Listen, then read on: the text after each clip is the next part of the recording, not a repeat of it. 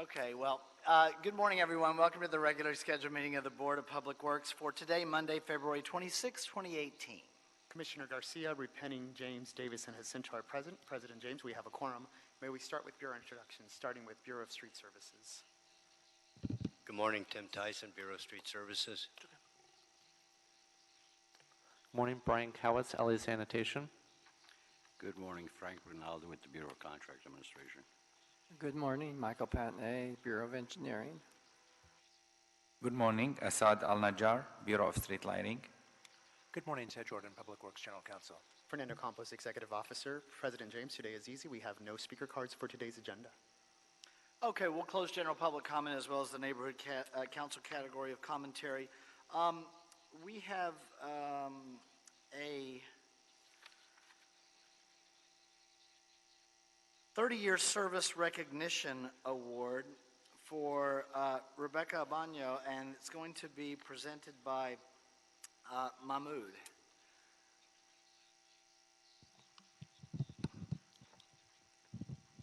Good morning. Mahmoud Karim at the Bureau of Engineering. I'm here for our senior architect, project management to Rebecca Abano's 30-year services. And I know many of you know her and her work and all that, but we at the division, we at the workplace, we interact with people for many, many years. And when it gets to number of more than 20, 25 years, it's always exciting, and it has that bittersweetness to it as well.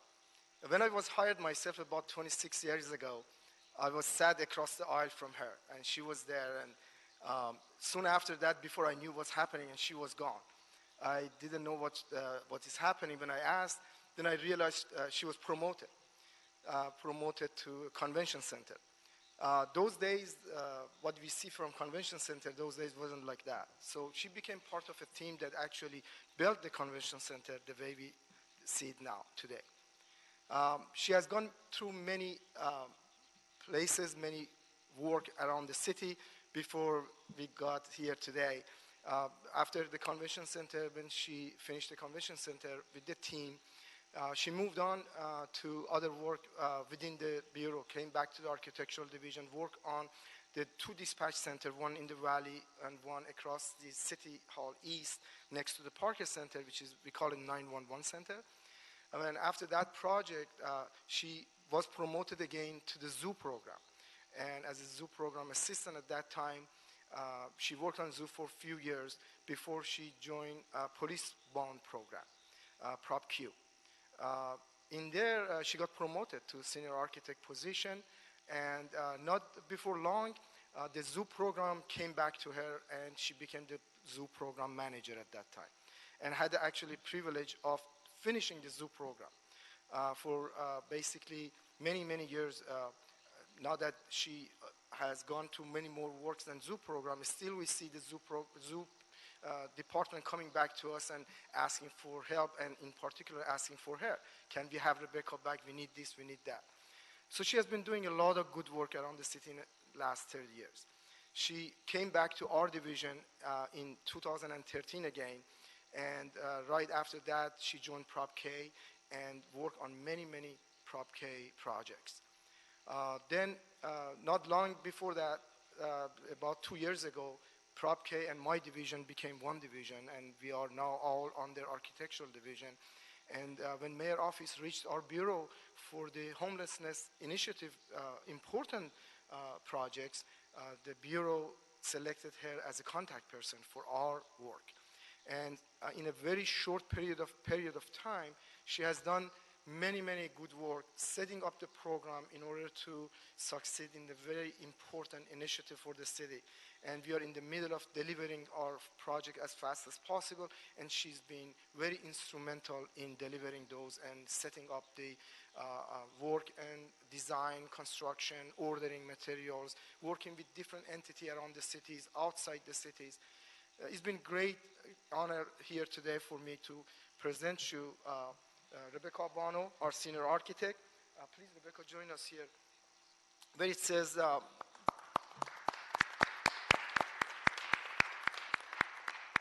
the Board of Public Works honors Rebecca Abano, Senior Architect, Project Manager 2, Architectural Division, as a mark of appreciation for loyal and efficient service to the people of the city. And Rebecca, before you speak on that, could I just look at that certificate real quick? Sure.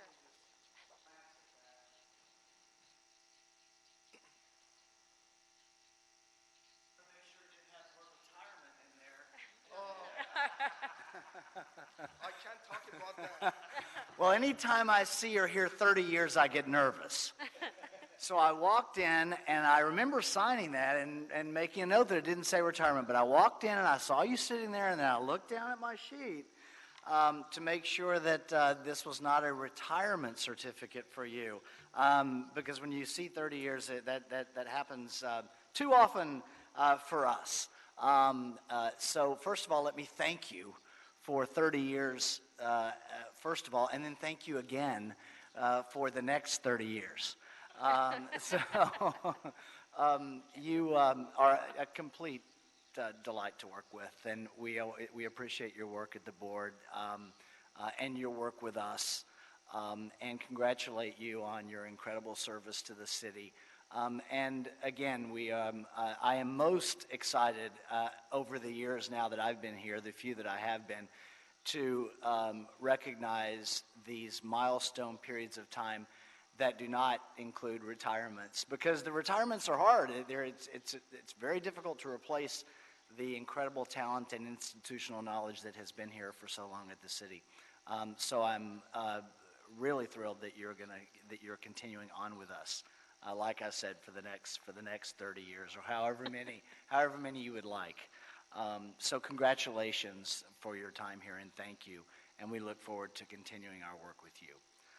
Commissioner Jacinto? Thank you, President James, and thank you for checking and verifying that. That's right. I don't think we would have moved this forward.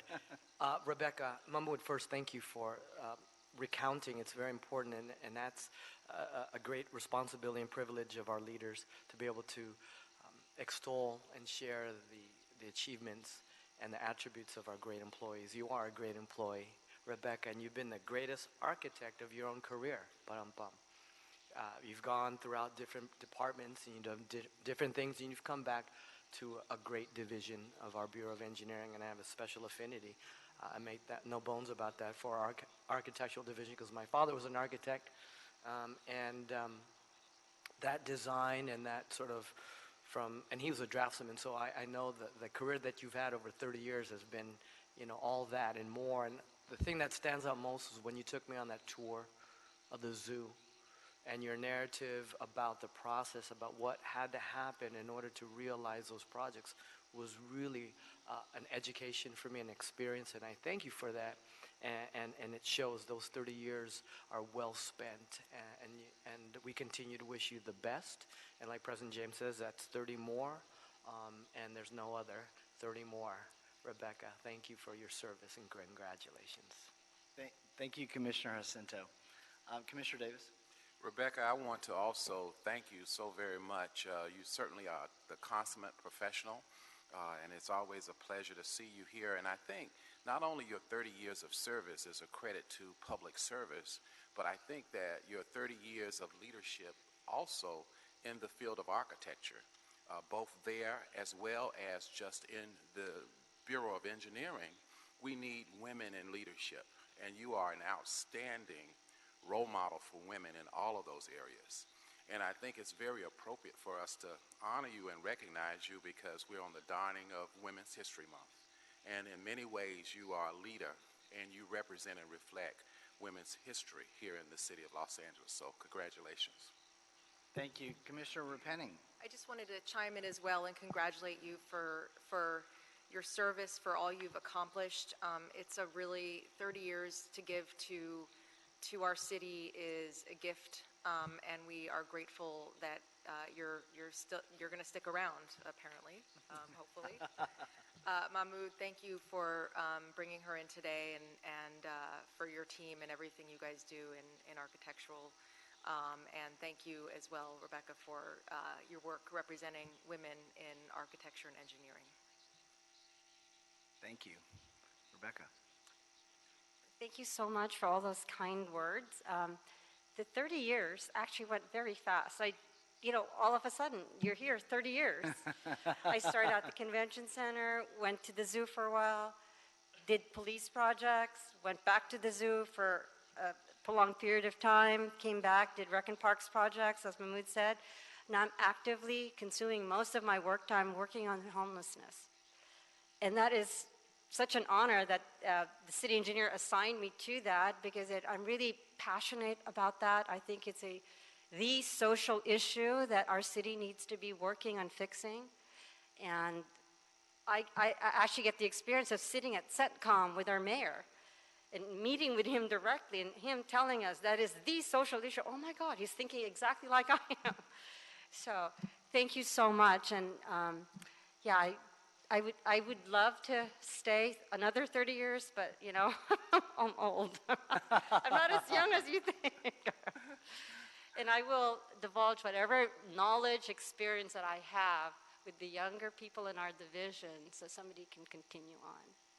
Thank you. Thank you very much, Rebecca. We will take just a brief recess for a couple of photographs, and then we'll be right back on our agenda.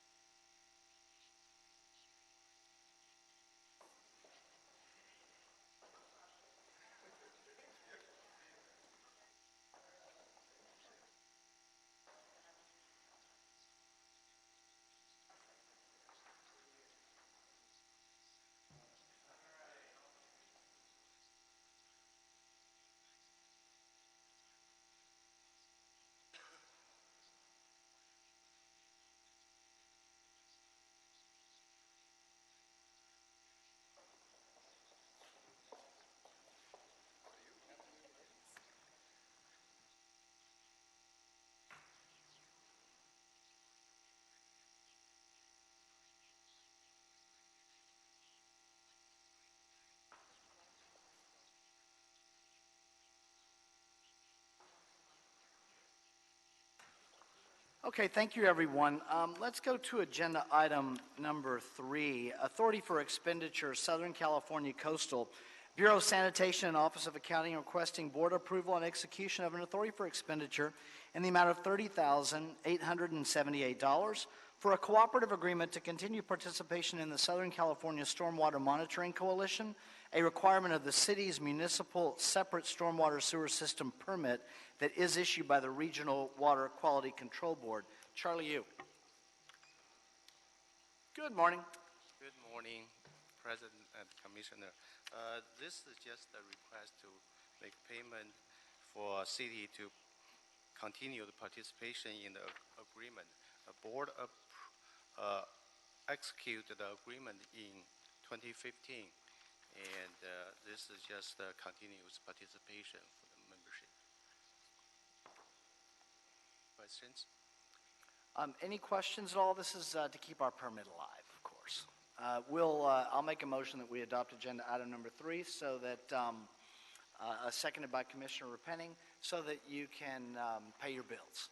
Thank you. All right. Is any objection? Without objection, we'll adopt agenda item number 3. Any issue sending number 3 forthwith? We will send number 3 forthwith. Thank you, sir. Thank you. Agenda item number 2, contract acceptance, Council District 13, Los Angeles Police Department Police Academy Project Replacement Training Facility and Administration Building, Cafe, and 4 shooting ranges renovation. Recommending that the board accept the contract. Mr. Rinaldi, this one means that we are done. Yes, sir. I'll say something I said Friday that actually ended up being a quote. A long time coming on this one. Here we are. Yes, Frank Rinaldi with the Bureau of Contract Administration here recommending the acceptance of this project that the whole board is very familiar with as you guys helped us close out this project. And we are here within the 60 days as promised as one of the contingency of the closeout agreement that we had with the contractor. This contractor was awarded to Camp Brothers in July 11, 2014 and was completed on October October 26, 2017. The project is located in the beautiful Los Angeles Police Academy in Elysian Park. The project was pretty much divided in two parts. We had the PAT portion of the work, which provided for the construction of 21,000 new square feet of office building, and the PAR portion of the work, which provided for the renovation of the Police Academy administration building and a cafe, and the 4 shooting ranges. We had to renovate the building to comply with the new Americans with Disability Act and Fire Life Safety, in which we installed elevators in the administration building and a fire sprinkler system in the cafe and administration building. The project was awarded for $34,681,490, and with the revised budget of $40,174,497, 364 change orders were issued on this project, which brought the total cost of the project to $40,098,656.14. The project was completed at 15.62% above the awarded amount, but 0.19% below the new and revised authorized budget. Final corrections were completed in October 26th. At this time, there are no funds disputed or withheld, therefore no funds are due to the contractor, and I'm happy to report that the contractor has complied with the Equal Employment Opportunity and exceeded the labor compliance requirement of the contract.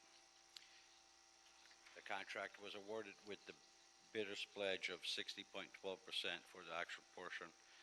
Achieved was 62.54%.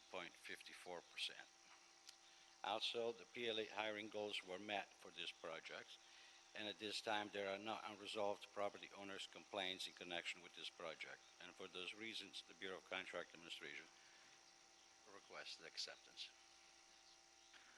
Thank you, Mr. Rinaldi. Well, I see Mr. Kawaguchi sitting there a couple rows back. Alan, you could have been on the front row this morning.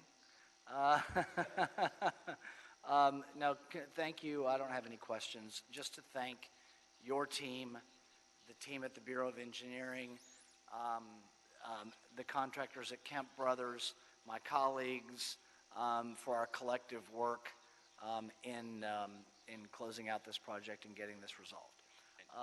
Commissioner Davis. I wanted to say that in terms of this project, it looks like we have been successful in all of the various areas that we would be judged on in doing a construction project. When it gets to the cost, we were, I guess, somewhat over, but that wasn't because of any fault specifically of the contractor, the prime contractor, but just because of the nature of construction, where we have unforeseen items that appear, and there's nothing you can do in many circumstances concerning those issues, many of which happen to be often related to the environment and that kind of thing. So even going over slightly, I think that we have done overall a great job dealing with the nature of construction as it is. And the way in which we managed it effectively, I think overall this was a great job, even, again, considering that. Yes, Commissioner, you're absolutely correct. This was the cost was went up a little bit because we had to restore the old PAR building. So you dealt with drawings that were from the 1936, 39, and when you start removing old structures and reconstruct, things don't quite fit the way it was supposed to. So that's where most of the change orders came in. But it was a very successful project on the part of the city, all the way around. Absolutely. And also I want to say I want to thank you, this board, for helping us closing it out. Thank you, Mr. Rinaldi, and again to the teams at the Bureau of Engineering and the Bureau of Contract Administration. Commissioner Jacinto. Thank you, President James, to you and to Commissioner Davis's point too as well. This was a tough one, and it tested our ability as a city to work with our our general contractor to get it done, to resolve issues. So I want to thank Alan and the bond program and the team that worked on this, and our Bureau of Contract Administration for making sure that that Commissioner Davis says to inspect what we expect, right? I want to put this out there too, because as we continue to do large projects in our public right-of-way and public buildings and facilities, we need to work to having a stronger interdependent relationship with our contractors, because the better we work with them, the less it costs for our city. So I want to encourage us. It's just, I'm glad we're here. It's lessons learned to see how can we minimize and mitigate the challenges and the issues that were raised in this program, in this project. It's a great project. We got it done, and it's there. And if we can go back and just learn from our lessons, Frank and Alan, and continue to have stronger and build stronger relationships with our contracting community, then the city is going to be better for it. So thank you, Frank. Appreciate it. Thank you. Thank you, and I should have let you have the last word, Commissioner Cinto, but I just thought of something I wanted to mention, so apologize for that. But this one was also interesting in the sense that, and Mr. Jordan, you can correct me if I'm wrong, I think this was we are a very deliberative and methodical board. We deliberate openly. It's amazing what this board is able to do with our current unique structure around the country. But this was the first time, I think, that I can recall that we actually negotiated a settlement in the public hearing. Have we done that before? Not that I recall. Yeah, and so it featured a unique aspect of this board that very few municipal governments around the country, if any, have. And really also featured our capacity and capability to do it. So as difficult as it was, I think we all learned from it, and it will benefit us going forward. So thank you all. With that, I get the honor of making the motion that we adopt agenda item number 2, seconded by Commissioner Cinto. Any objection? Without objection, we will adopt agenda item number 2. Any issue sending number 2 forthwith? We will send number 2 forthwith. Thank you, sir. Thank you, sir. Agenda item number 1, Council District 9 requested tree removal 601 East 23rd Street on the Trinity Street side, recommending that the board find that the tree removal first classifies as operation, repair, maintenance, or minor alteration of existing street, sidewalk, and gutter involving negligible or no expansion of use beyond that previously existing and does not involve the removal of a scenic resource. Number 2, that the action is exempt under Article 3, Section 1, Class 1, Category 3, existing facilities, sidewalk repair, or maintenance of the City of Los Angeles Environmental Quality Act guidelines from 2002. And number 3, that none of the exceptions to the use of a categorical exemption as set forth in Section 15300.2 of the State California Environmental Quality Act guidelines apply. And number 2, and this is an amendment, that we review and approve this tree removal permit request for the removal of 2, not 1, but 2 carrotwood trees and 2 Chinese banyan trees for the reconstruction of an off-grade sidewalk. Tree replacements are required, and the recommending that the report be adopted as amended. The replacement trees, I think Mr. Tyson will clear it up. I think we're going to be 8 replacement trees. Is that right? That's correct, President Okay, James. go ahead, sir. Thank you.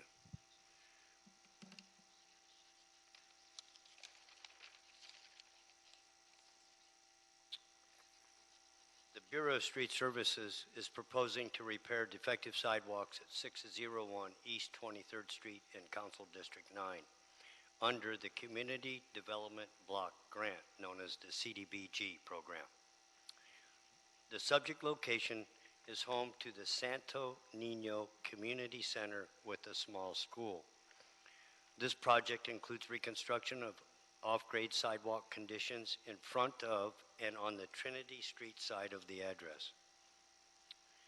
In response to the proposed project, a Bureau arborist inspected the location on May 30th, 2017 to determine the impact of sidewalk repair to existing street trees. The inspection revealed 1 carrotwood tree growing in front of the address and 3 carrotwood trees and 2 weeping Chinese banyan trees growing on the Trinity Street side. The trees measure approximately 12 to 18 inches in diameter by 20 to 35 feet in height and are growing in 4 by 4 foot tree wells. The tree's roots from one S4 carrot wood, which is the side street, S4, and two S3 and S4 weeping Chinese banyan trees have contributed to off-grade sidewalk conditions, creating a potential public liability. The carrotwood tree in front on East 23rd Street and one S5 carrotwood tree on Trinity Street side will be minimally impacted and retained in place. One carrotwood tree on the Trinity Street side, and hence for the amendment to the number of trees, is dead and will be removed. I actually was looking at everything, and the tree is definitely in a declining state, and it will not recover. Thus, we can't take any risk of root pruning the tree, and the tree will need to be removed as well, changing it to 2 carrotwood trees, as well as 4 trees in total, and the Bureau will replant 8.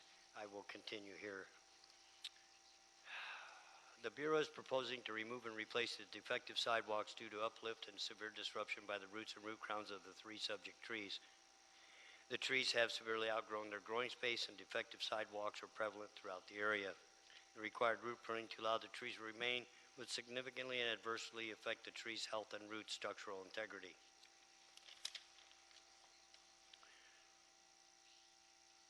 Bryce Rosoro, Council District 9, was informed of the tree removal request on October 30th, 2017. Notice of the proposed tree removals was physically posted on the subject trees on June 13, 2017, and again on February 7th, 2018. The proposed tree removals were included in the Bureau Street Removal Notification System, and the Community Forest Advisory Committee was also notified. We also received authorization forms for the trees to be removed by the property owner.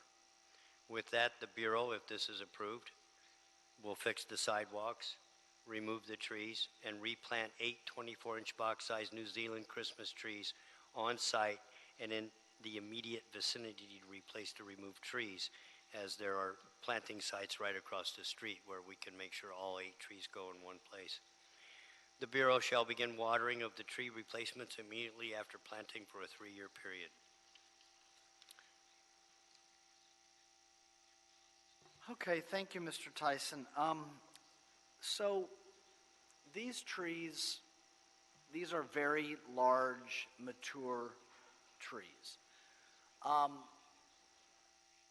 always hate to take out these large, mature trees because of the environmental impact, but I recognize we don't have a choice here.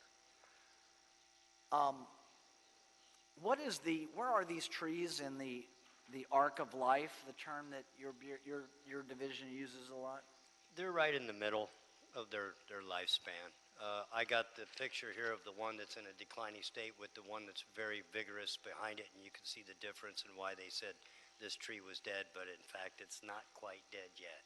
But it's diseased. Yes, and it will succumb. Yeah, that's going to have to go. Right.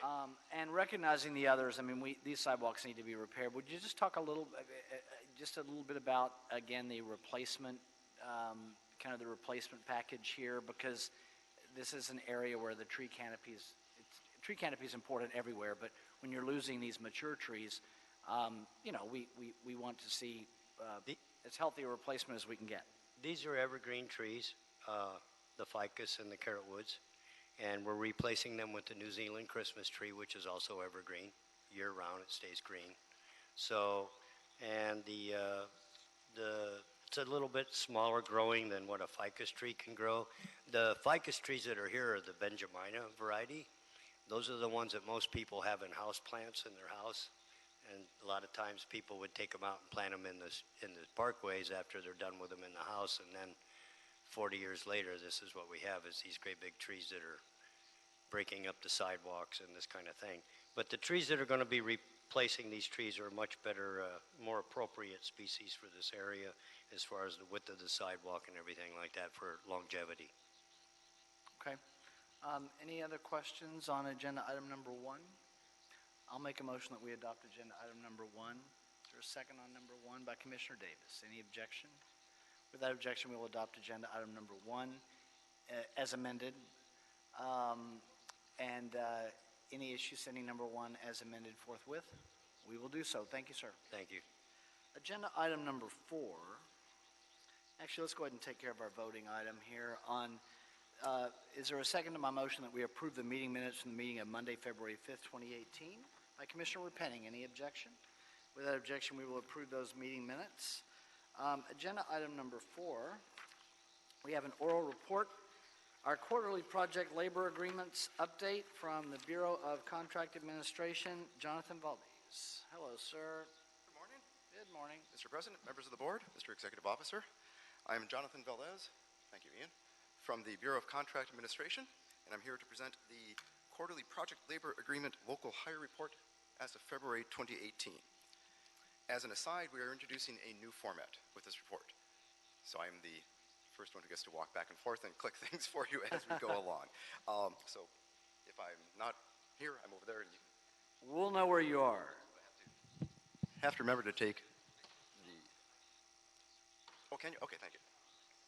Okay, well, it's a little... There's tricky things to click, so I'll go ahead and take care of it here. There we go. Okay, thank you.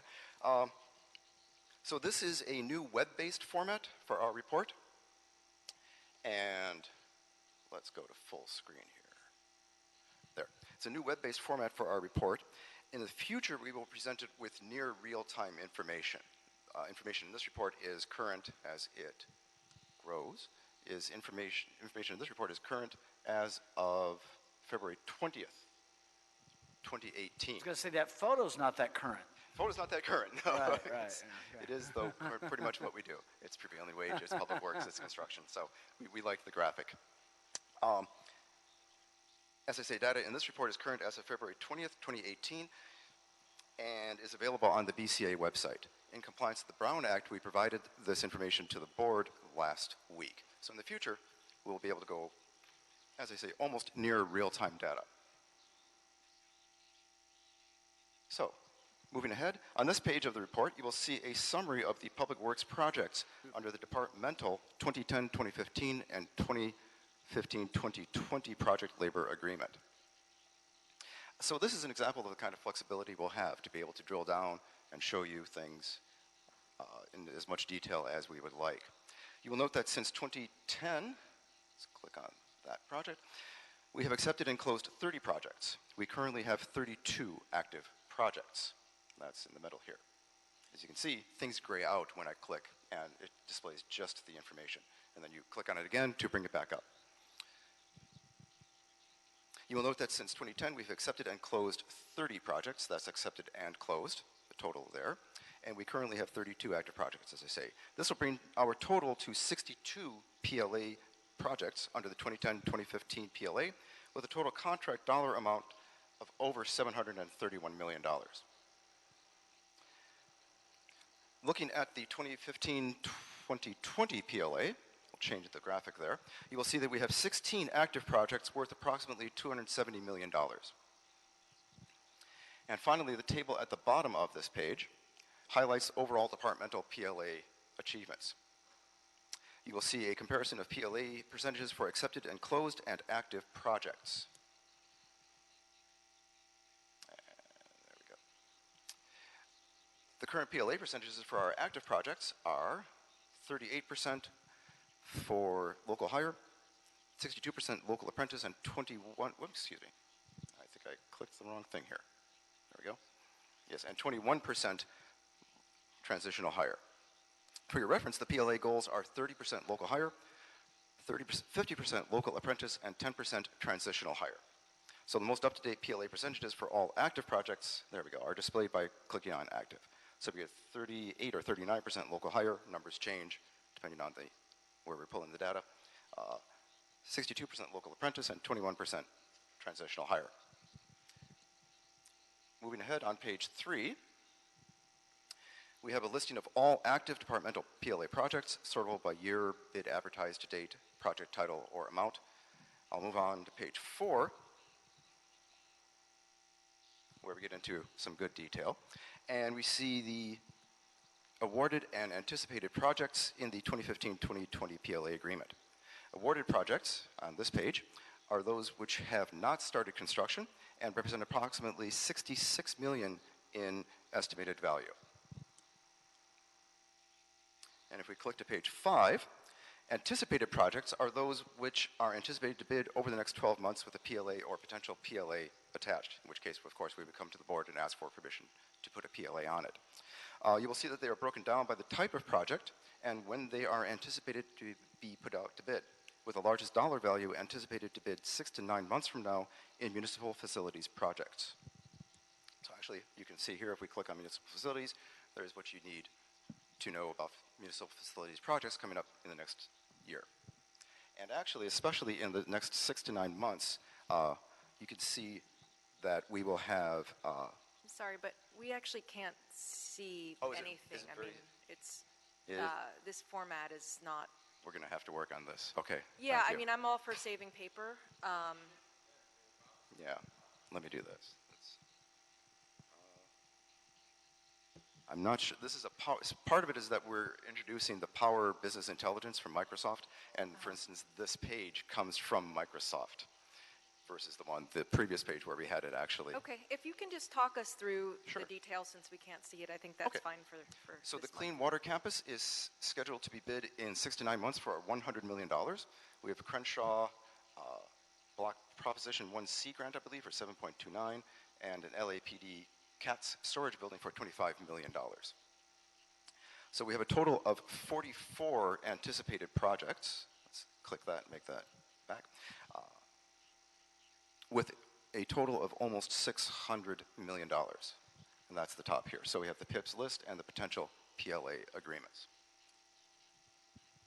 The Office of Contract Compliance, of course, will participate in pre-job and pre-construction meetings for each of these upcoming projects to ensure that the importance of meeting PLA goals is understood by prime contractors. So we'll click ahead to page 6 and I'll see if I can illustrate what's going on here. This, on pages 6 through 9, we display the real impact of PLA projects. So I'm not sure if you can see the graphics. These 4 graphics at the top display the various PLA goals that we have. The third one here, percentage of apprentice hours, is actually something that we collect for the state. It's not directly related to PLAs. So let's scroll down. If we go down to pick a project, we'll go the Venice Dual Force Main project. You can see that this project is meeting its PLA goals for the percentage of local hours. It has over 30%, 36% local hours for people who are paid on this project. Percentage of local apprentice hours is 50%, actually 74%, so they're way above that. We may have to make sure they're balancing who they hire. And finally, the percentage of disadvantaged transitional hours is up to 13%. So it's 3% over the 10% goal that we set for them. So the black line on each of these percentage wheels shows the goals that we're shooting for in PLA projects. And so that you can actually, of course, click on any project and see how well they're doing. Some of are in better shape than others, and of course, this is what we do. We control and we approach the contractors and make sure that they're hiring who they're supposed to be, or we work with their project coordinators. So you can see, in other words, Venice Dual Force Main is on track for pretty much everything except for the percentage of apprentice hours, and that one is always, that's a very fine detail, so it varies within 16.67%. On page 7, let's get rid of that. On page 7, we'll go ahead and click. It displays much of the same information broken down in this case per President James's request by fiscal year quarter going back to the start of the PLA project agreements in 2011. And you can click on this at your leisure. Yes. What is the Bureau, how does the Bureau feel about that data? Satisfied with it? I am how do, let's see. Well, let's say you. Yes. Are you satisfied with it? Numbers generally look good. I would say we've reinvested a fair amount of money back into the community, and we've made a good attempt at hiring local people so we know it's going back where it's supposed to. Okay. I think it's in terms of drilling down and really looking at data, it's a little, we have 2016, just last year, 899,000 total hours. In the big scheme of things, of course, it's kind of a drop in the bucket of LA's economy, but at the same time, it's very directed. So I think it does work well in that respect. Charlie, am I allowed to ask you that question? Charlie Mims is here. Well, that's why I asked if I was allowed. All right, go ahead. Fine, thank you. Okay, on page 8, I'm sorry, excuse me, I missed one thing to emphasize since you actually can't observe this directly. Since 2011, PLA projects have employed 10,742 workers who have worked a total of over 2.7 million hours. So that seems like good numbers to me. On page 8, we see the local hire worker summary of the number of apprentice and journeyman hours on active PLA projects. And again, we'll stick with Venice Dual Force Main. So if we scroll down to the 2015-2020 agreement, click on Venice Dual Force Main. In this case, you can see the number of local apprentices and journeyman hires. So we have, on this project, 14 total workers, local apprentices, right here. We have 53 journeyman workers, 25 non-target apprentices, in other words, non-local apprentices, and 195 journeymen, non-local journeymen.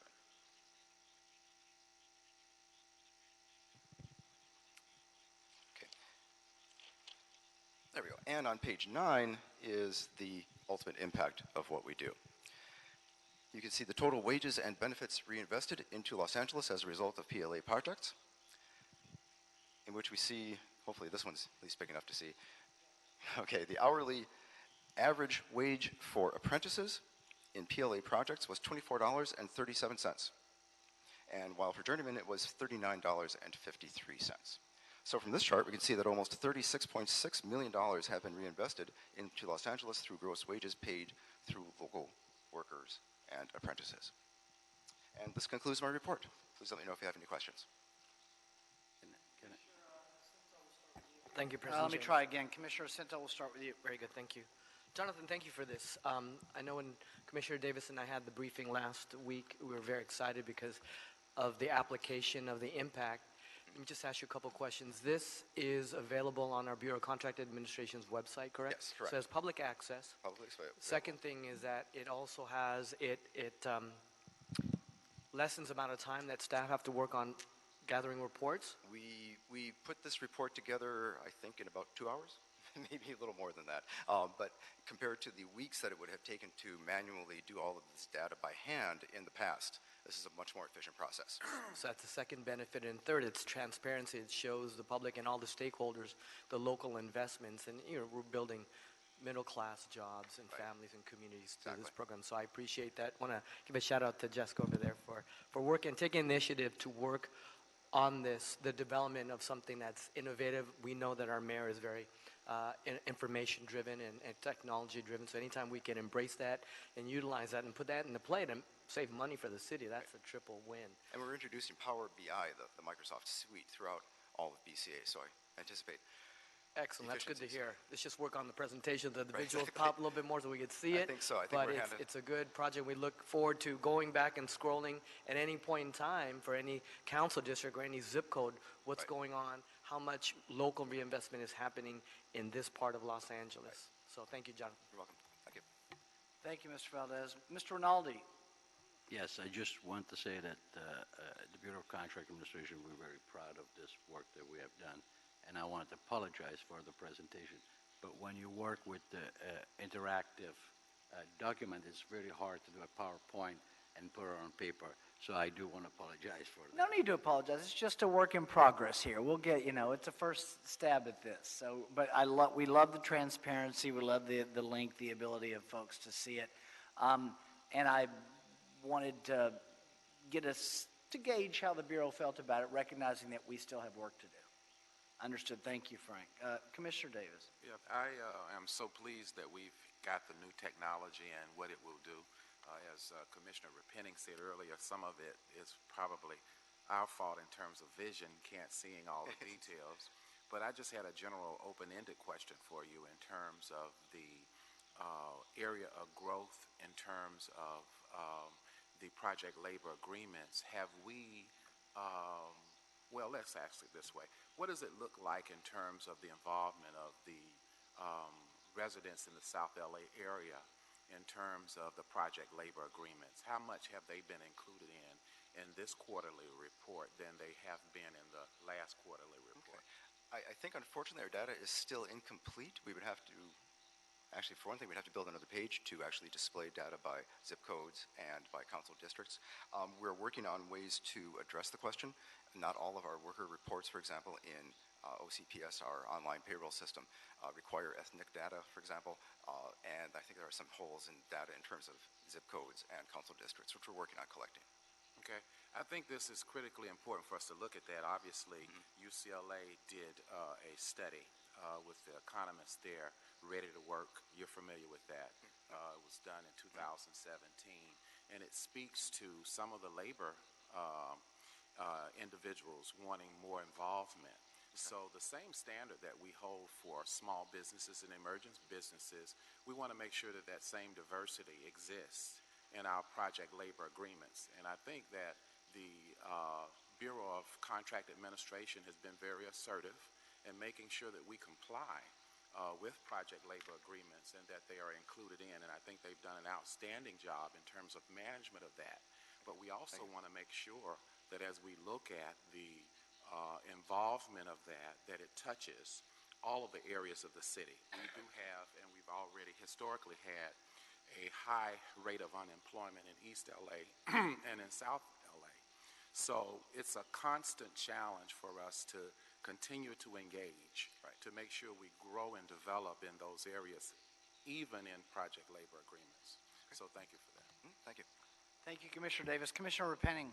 I just want to ask, our current PLA expires in 2020. At what point do we begin the process of negotiating the next PLA? I think I'm going to have to turn to. We started in 2019. A little angel has whispered on my shoulder. Next year. So 2019, we begin the process. Are there changes that we're going to be looking at making in the next I'm going to agreement? assume that we will take in, past practices into account. Perhaps we could be better at, collecting the data that we need to and seeing the impact of our activities. I think that could be something that could be included in the project agreement. In terms of actual emphasis, in terms of types of projects or locations, I think that has to do more with how council distributes or how the board distributes the money and where it goes to. So, does that help? I think so. I mean, it's not. I think it's something for us to look at and talk about what we'd like to see in there for the next agreement and where we want to strengthen our efforts to make sure that we're including, our local workers and our local businesses in our projects. Thank you. We ought to, Dr. Campos, we ought to put that on a management meeting agenda with the Bureau of Contract Administration so we can do that there rather than here for an upcoming date. But we'll talk about it ahead of time. Thank you, Commissioner Repenning. Commissioner Davis, anything else? That's it. Okay. Then the oral report will be received. Thank you, sir. Thank you. Thank you all for being here today. And onward to the next one. Dr. Campos, have we cleared the desk? Yes, you have. Then we are adjourned this Monday morning. Have a nice week, everyone.